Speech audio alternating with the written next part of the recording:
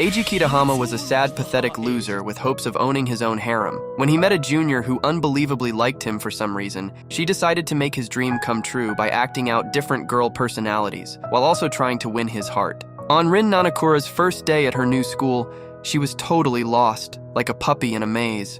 She tried to find the theater club when she ran into the Rizzless Eiji Atama, who introduced himself as the club president with a big show. Most definitely going to be a sad club then.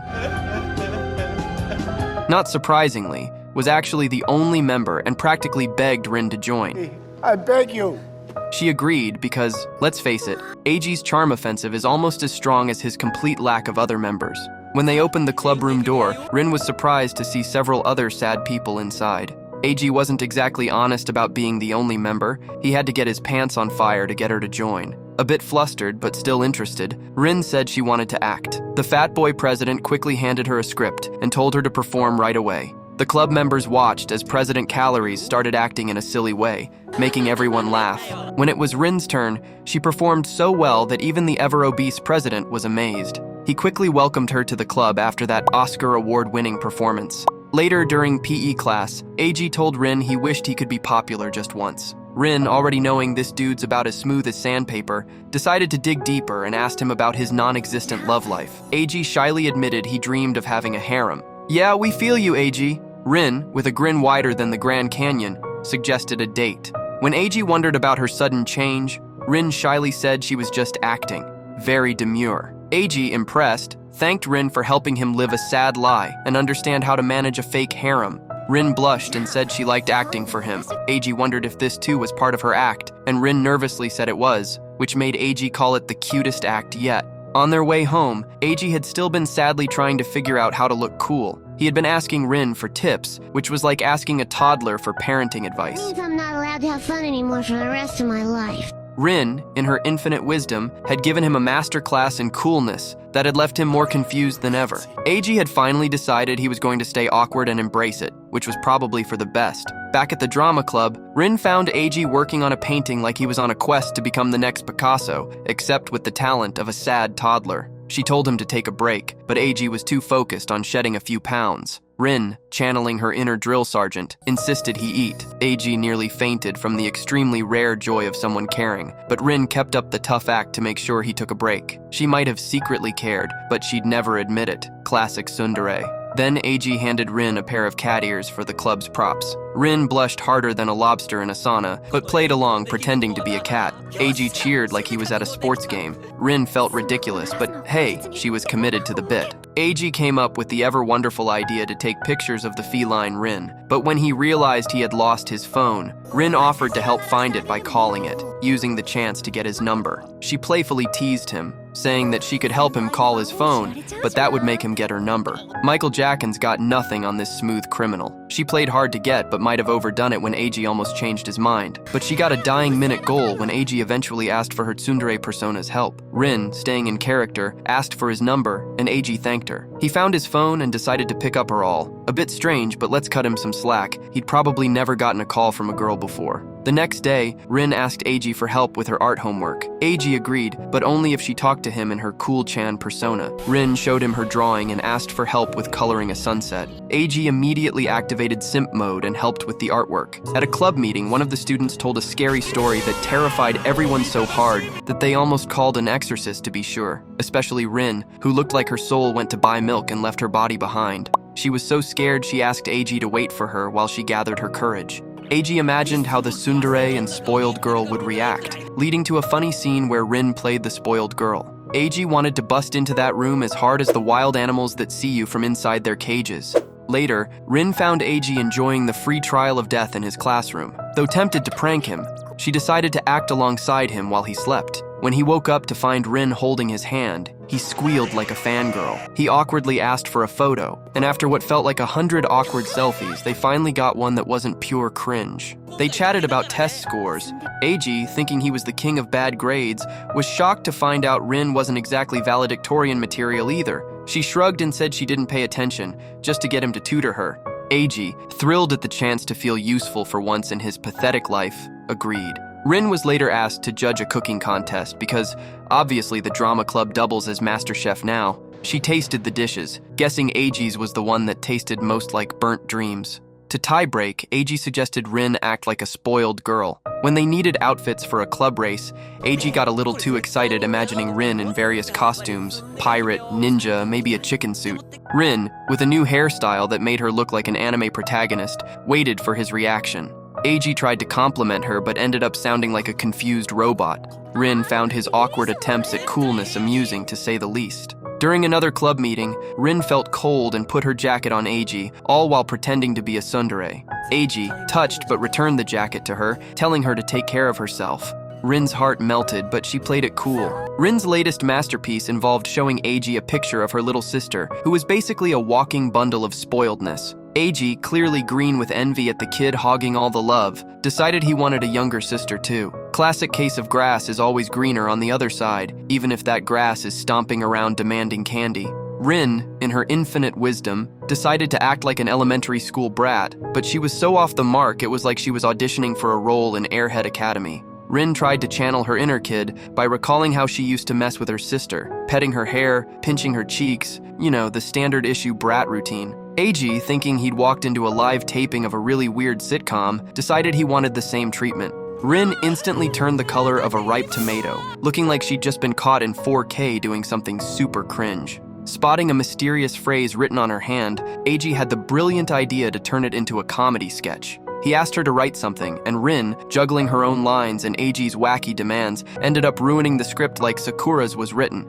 Eiji then gave her his arm, and she, channeling her rebellious sister, wrote that she hated him. Later, Rin was fake crying in front of Eiji, and he was so thrown off he nearly gave her a sympathy hug. Rin, using her acting skills, just told him she was practicing. Eiji was really impressed, admitting to almost sympathizing with her. Too bad he still hasn't found anyone sadder than him. Rin, hearing this, turned on the waterworks again, leaving Eiji more lost than a GPS with no signal. Rin asked what Eiji would do if she were genuinely crying. He pulled the most ridiculous face, and Rin couldn't help but laugh. Eiji was all set to cheer her up, but only if she was fake crying. Cut to the stage, Rin was performing, and she spotted Eiji watching.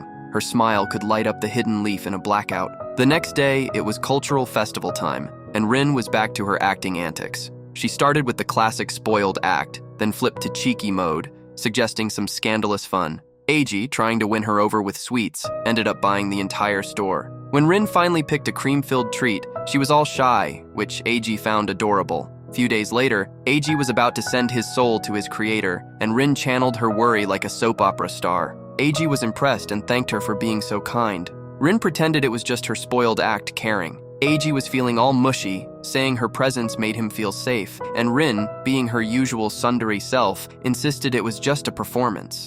Eiji, sick and sleepy, got a taste of Rin's domestic side. She had him in bed, cooked him dinner, and he had no memory of how it all went down. He thanked her for her cheeky performance, which Rin denied, claiming she'd stop helping if he kept making jokes that weren't funny as the loser he was. Eiji's mind was buzzing with thoughts of confessing love to boost his popularity. Rin was worried he had a crush on someone else, but Eiji started acting like he was head over heels for her. She was shocked, but confused when he admitted it was only her tsundere persona he loved. Because of this, Rin started taking notes on how to be the best tsundere ever. Later, Eiji's confession involved a starry sky backdrop, and Rin was playing along like a pro.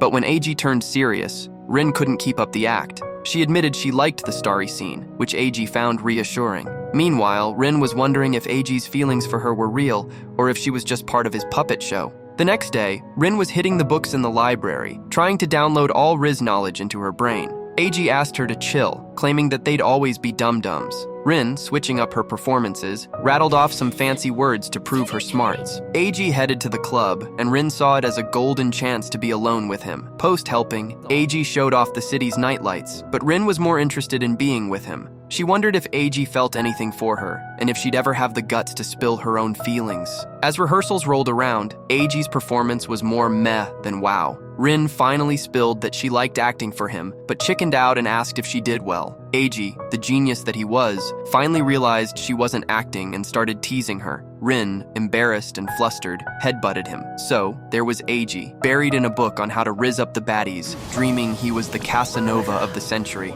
And then Rin bursts in, channeling her inner drama queen, fuming like a diva who had lost her favorite makeup brush. Giji was clueless as ever, wondering why Rin was throwing a tantrum like a kid who had just been told they couldn't have dessert. He went on about how he wasn't sure if he was in love or just loved her performances. Rin's heart did a little jig. She was thrilled to know he was head over heels for her acting skills. Giji was still scratching his head, completely oblivious to the fact that Rin was glowing like a Christmas tree. Next, Rin was prepping for her role as the student council president, and her friends were transforming her into a textbook example of presidential glam. Giji's eyes went wide as he imagined what it'd be like to date someone with that much authority. Rin was in full-on presidential mode, but her acting caused Giji to stumble and drop things like a toddler learning to walk. She then talked about her hypothetical presidency plans, like letting third years mingle with first years, but Giji, ever denser than Phineas, was too dang stupid to catch that she was actually hinting she wanted to be in the same class as him. Even her example of younger six swooning over older dudes flew right over his head. This bro wasn't just clueless.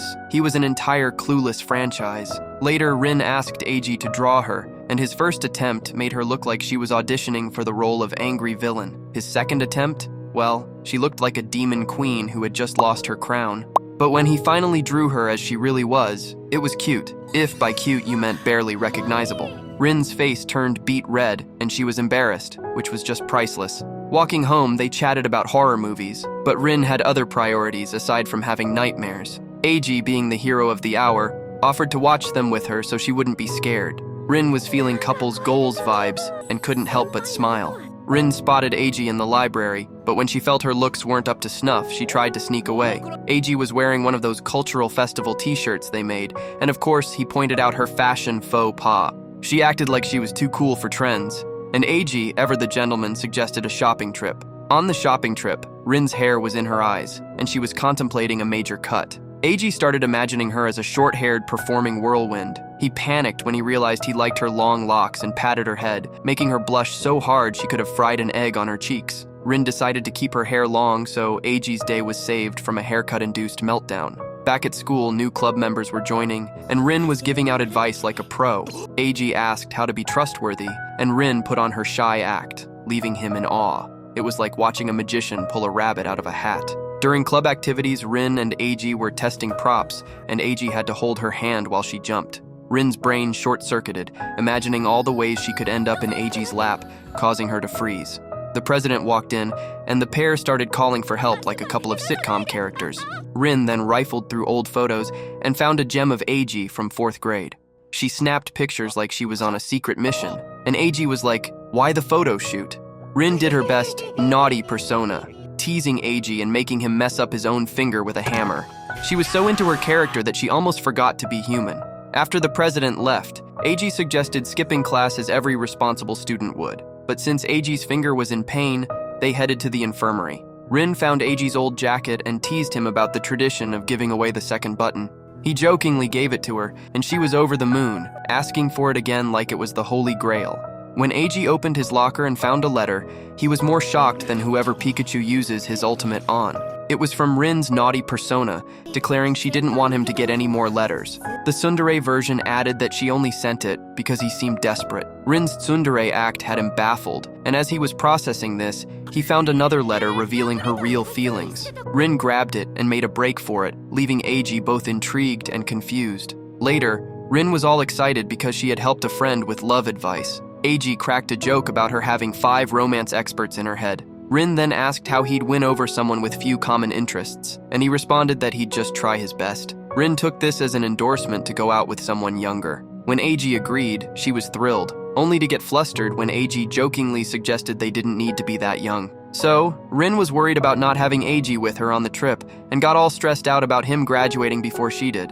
Her friend Megu, ever the good sport, tried to fill in as Giji for the day, but Megu's acting skills were about as convincing as a potato-playing Hamlet, making Rin realize that nothing beats the real Rizzlord Giji. So they ditched the pretender and headed out for Dango instead, because, let's be honest, nothing fixed a case of missing your crush like sugary snacks. The next day, Rin was flaunting her trip photos to Giji. He noticed she looked a bit off in them, and asked if something had gone wrong. Rin, being as subtle as a sledgehammer, just said the mood was weird. AG's brain started working overtime, suspecting some creepy, freaky weirdo might have been lurking. Little did he know, Rin was just blushing at the goofy stuff she and Megu had done in AG's absence. During club activities, AG found Rin enjoying her own dose of death's free trial in a chair and tried to wake her up. She was talking in her sleep like a sleep-talking soap opera star. AG, totally smitten by her cuteness, teased her with questions, making her wake up grumbling and calling him an idiot. He then had the audacity to claim she confessed her love for him in her sleep, which sent Rin into a full-blown panic. When she realized he was messing with her, she sulked, and AG, being the joker he was, tried to lighten the mood by showing her a famous drink that was infamous for tasting like Sakura's food pills. Rin, in full actress mode, pretended to enjoy the drink, but seconds later she was purple from disgust. AG was clapping like a seal, amazed by her acting chops. Rin, all flirty and embarrassed, teased him about an indirect kiss with the drink. AG's brain short-circuited, but he played it cool, thinking her flirting was just part of the act. Then they played this bizarre game where they acted out lines to each other. Rin was dropping hints about her feelings like it was confetti, but always pretended it was a joke. AG, joining in the fun, reciprocated, and Rin's brain short-circuited in response. She was like a giddy schoolgirl on roller skates. Later, Rin tried to learn how to wink, but it was like watching someone try to solve a Rubik's Cube while blindfolded. AG showed her how it was done, and joked that if she kept looking at him like that, she might fall in love. AG's flirting skills were so on point, they should have come with a warning label.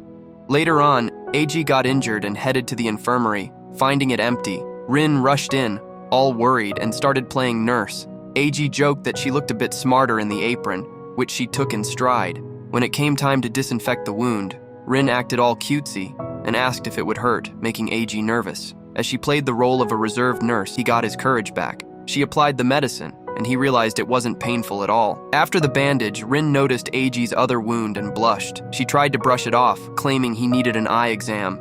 AG, pretending to be blind, hilariously misidentified the letters on the eye test.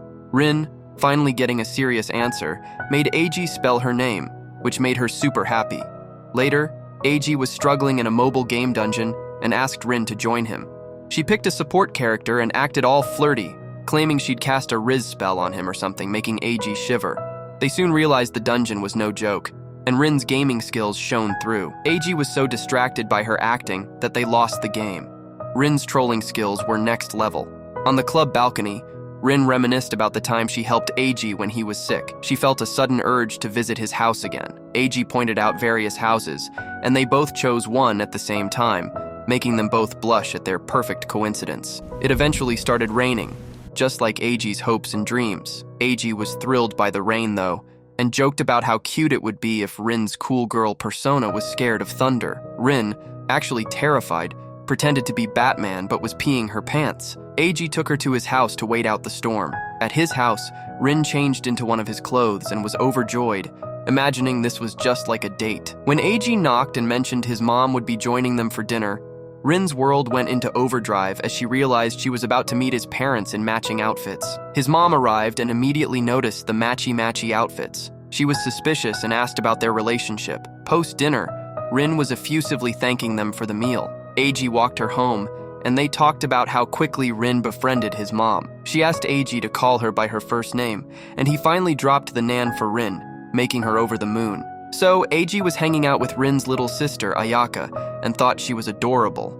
He made this profound observation that they looked alike, and then casually asked which one she liked more, Rin's glamorous performances or Rin's lazy mode. Ayaka's little brain short-circuited, and Rin, caught in the act, started showing off one of her performances to impress Ayaka. But soon, Rin's embarrassment level went from slightly awkward to "I can't believe I'm doing this in front of my sister," as she realized she wasn't exactly performing at her best. Ayaka, ever the straight shooter, revealed that Rin only returned to her normal self when she got what she wanted. AG handed her a drink, and Rin, seizing the opportunity, cheekily asked him to call her cute. The worthless piece of trash named AG, being clueless as ever, responded with "cute older sister," which made Rin's embarrassment shoot for the moon. She was so flustered she just stayed in lazy mode, basking in her own awkwardness.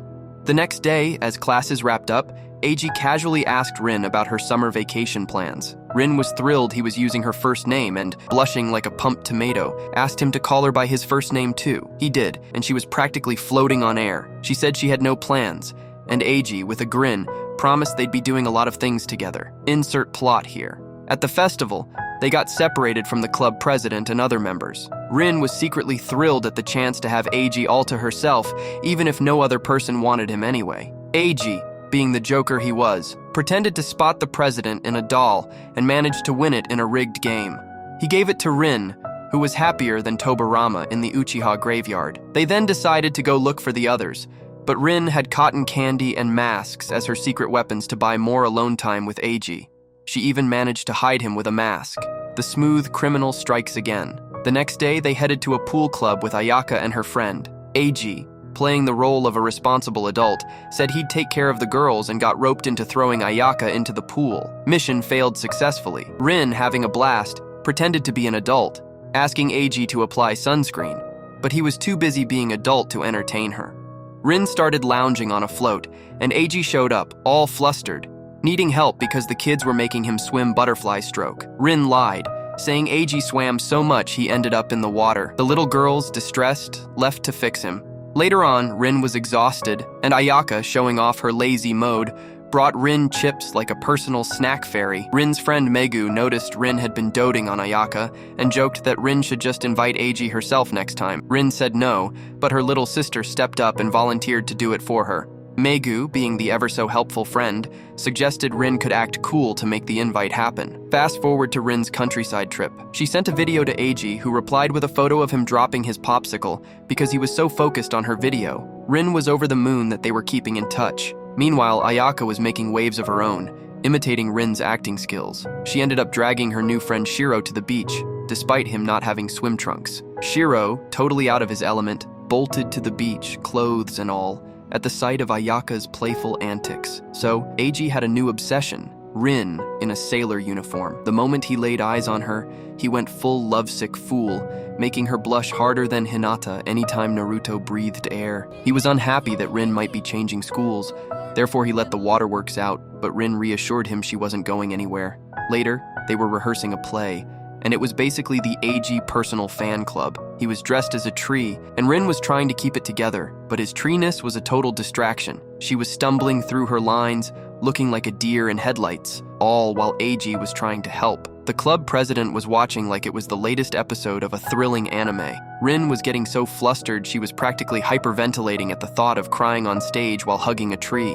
She was convinced she'd never perform in front of others again. Eiji was there, practically gushing about how lucky he was to see her act up close. Rin, clearly embarrassed, mumbled that she could totally nail it if they were alone. No space to be a smooth criminal anymore. Fast forward to Eiji's camcorder shenanigans. He was on a mission to get behind-the-scenes footage of the club's lead actress, aka Rin, for the cultural festival. Rin was shy and awkward, and Eiji was filming her everywhere, because that definitely helps things. At lunch, Rin was all excited because this meant more Eiji time. He was documenting her cafeteria favorites and making jokes about how her dish was perfect for a tsundere. Rin, taking the bait, started acting all tsundere, and Eiji acted all stupid, and decided to keep the video for his personal collection. The camera battery died just when things were getting interesting, and Rin was thrilled because this meant more Eiji time after class. Insert plot after class. At night, Eiji was ecstatic about staying at school for the first time, and they were gearing up for the festival.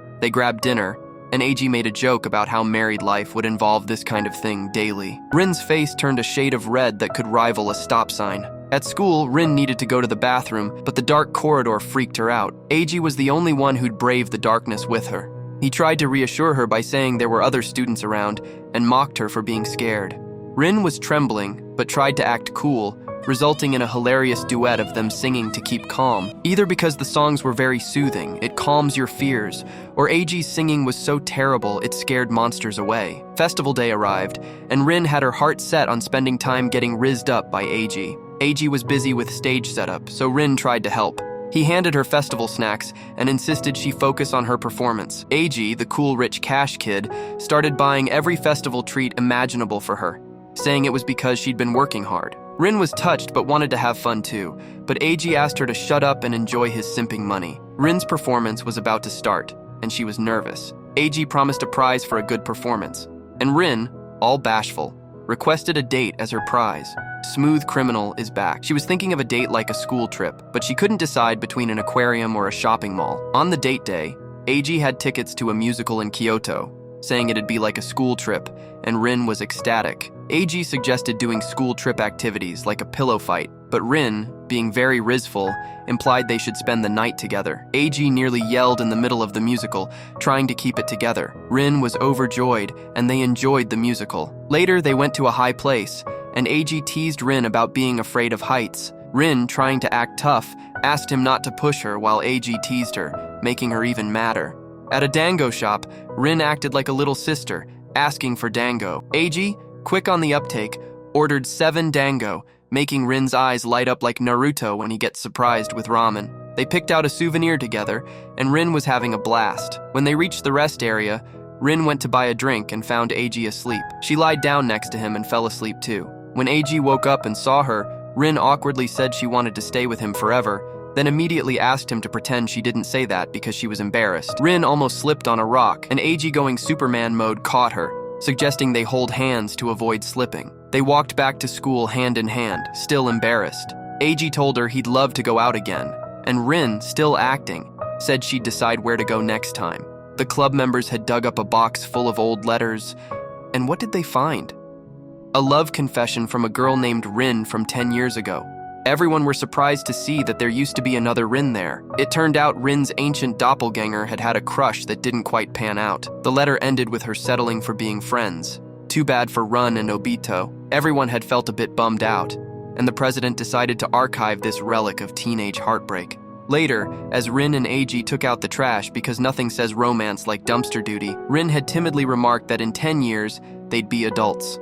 No shit Sherlock. AG, ever the drama queen, had started imagining a future where they were dating other people and had worried that future Rin might have forgotten him. Rin, not missing a beat, grabbed his hand and told him that to avoid getting forgotten, he better not let go. AG's reaction? A full-blown scream, while Rin laughed her head off. The stupid, pathetic joke for a protagonist with a joke of a love life started joking about writing her a letter for 10 years from now, asking if she'd still be rocking pigtails and acting like a tsundere. Rin, clearly smitten, had called him silly. The mood, adorable and super awkward in the best way possible. That night, AG and Rin had been on the phone as she got ready for her New Year's trip. AG asked her to go to sleep because it was too late, but Rin wasn't ready to hang up, so she had left the phone by her pillow to listen to his voice. AG, being the sweetheart he was, had offered to put her to sleep with a funny story. It was like bedtime stories for grown-ups, but way cuter. A few days later, they had visited a temple, and Rin had asked what AG wished for.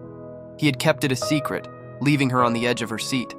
AG had finally admitted he wished to make great memories before the school year ended. Rin, who was still younger, had gotten a bit sad knowing he'd be graduating soon. AG had then asked about her relative's house, but Rin had been so absorbed in her wish she gave him a random answer. Back at school, AG had been cast in the play Snow White, where he was the prince who fell asleep after eating a poisoned apple. Way to reverse the roles. Rin would be Snow White, trying to break the spell. She had teased AG about how his role was basically lying still, and the thought of it struck them like lightning when they realized the prince woke up with a kiss. Rin had been texting her friend about how she wanted to confess her feelings to AG. Megu, giving pep talks like a cheerleader on steroids, had helped Rin build up her courage. Meanwhile, the president had gotten Rin to help wake AG from his performance-induced nap. On a snowy day, Rin had followed AG's mischievous footsteps in the snow as he was playing the Uno reverse card by walking in circles just to mess with her. They finally walked together to school, and AG played the role of a studious buddy next to her desk. They joked about studying together and making silly faces, hoping no one would see them and mock their antics. The theater club's farewell party had arrived, and it was the big night for Snow White. AG had been about to graduate, and he had been all nostalgic, saying this was the most fun he'd had in the theater club. Rin had wanted to talk to him after the play, and they had both been excited but nervous. During the play, the big kiss scene had been a setup. The lights had gone out, and a girl had faked the kiss by turning them off. But when the lights had come back on, Rin had been blushing like a cherry, and AG had still been in character, playing it cool. After the play, AG had found Rin, and they reenacted their first meeting, complete with awkward questions about the club room. They laughed and recreated their meeting perfectly. The romantic tension had been as obvious as sunlight, and Eiji asked Rin what she wanted to tell him. Rin, holding his hand, had been all shy and sweet. The next day was graduation day, and everyone was feeling the end-of-school blues. Eiji rushed to find Rin, and they had a heart-to-heart on the balcony. He admitted his only regret was not seeing her perform more. Rin, putting on her performance face, said he couldn't live without her. Air and water just couldn't keep up, it seems. Eiji reassured her she'd always be important to him, making her cry even more. They decided to meet up after her classes, realizing they wouldn't be too far apart after all, and Rin hoped for more fun times ahead after that. Rin showed up at Eiji's crib as promised, and Eiji's mom welcomed her, acting like she had found the long-lost daughter she always wanted. Eiji's mom was thrilled about Rin visiting regularly and told her to let her know if there were any problems. Rin, in full awkward mode, said there was nothing about Eiji that bothered her. Eiji's mom read between the lines and thought that her son, whose love life was in the negative, was finally moving out of his nest. But Rin, red as a tomato, had tried to smooth things over by suggesting she could move into the nest if that was a problem. Classic Rin, blurting out the first thing that popped into her head. Eiji's mom was delighted, thinking she was finally getting that daughter figure she'd always dreamed of. Rin, still flustered, said she could play the role of a daughter or sister, and even joked that she had been practicing playing Giji's Harem. Well, that was a really good thing to reveal to his mom. In Eiji's room, Rin discovered he was clearing out books he wouldn't use anymore because of his mom's insistence. She found some old doodles in his school notebook and told him that drawing in a notebook was equivalent to a doctor's handwriting. Eiji, in teacher mode, promised he wouldn't do it again. Rin, playing along as a strict teacher, offered to help him study if he hadn't already graduated. They stumbled upon a sketch of their Kyoto trip, and Rin's little smile had pure cuteness overload. Eiji, in a mad rush, started shoving everything away. Rin asked if he was getting rid of his uniform too, and he said yes. She got all nostalgic, wishing they could go out together in uniform. Eiji, in full tease mode, made her beg, and she ended up shouting for the pathetic loser to at least wear it once. Eiji's mom overheard the commotion and walked in, startled by the noise. Later, Rin saw all of Eiji's toys and tried her hand at sculpting with clay, which turned out looking like a disaster. Rin's art critique mode had kicked in, and she was hilariously dramatic about it. They ended up playing with toys, and Rin had an epiphany that they were both acting like big kids. She had tried to be more adult by suggesting they hug, only to see Eiji take it way too seriously like a bigger kid. When he tried to hug her, she had trolled him, laughing and calling him a child. Eiji's response? A full-blown competition to see who matured faster. Rin's face turned red as she had lost the contest. The next day, Eiji rocked his old school uniform for a mall outing, feeling all smug about it. He had complained that it was childish, but Rin reminded him that they agreed on that. Nostalgia hit Eiji like a ton of bricks as he strutted around like he was king of the school. Rin, meanwhile, found an adorable teddy bear and was ready to cuddle up, but Eiji, still stuck in his awkward teen phase, tried to act all grown up and cool, failing spectacularly. Then they bumped into Ayaka, who sneezed loud enough to register on the Richter scale. Eiji, thinking he was some kind of knight in shining armor, whipped out a glove instead of a tissue. Clearly, chivalry wasn't his strong suit. Ayaka, surprisingly, loved it, while Rin stood there, empty-handed, wondering if she had missed the memo on glove gifting etiquette.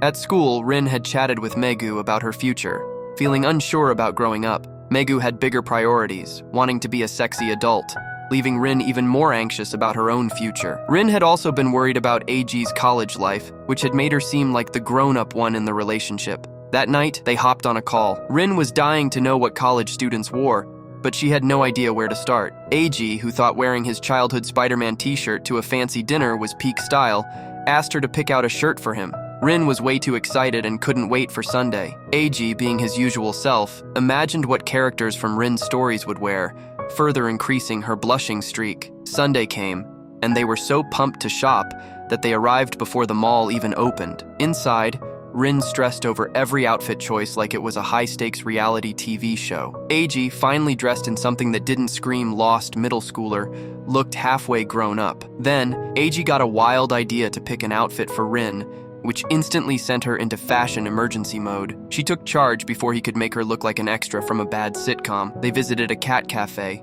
and they were enchanted by a little kitten that seemed to prefer one over the other. One of them, feeling a bit jealous, had tried to steal some of the kitten's attention. As the day had ended, Eiji gave Rin a surprise hug, saying he was recharging his energy. Rin, sweet as ever, asked him not to forget her even for a day. Days later, Eiji sent Rin a message asking her to wait at the school gate because he had something to tell her. When they met, Eiji seemed a bit off, revealing that a classmate confessed her love for him, and now he was feeling down. Rin didn't know how to respond, but Eiji found some solace in knowing she was there for him. He mentioned that the outfit she had picked was a hit, and all he got was the mental image of other girls hitting on him thanks to her fashion choices. If you want to stay up to date with our awesome anime recaps, make sure to smash that like button and subscribe. You won't regret it. Until then, take care.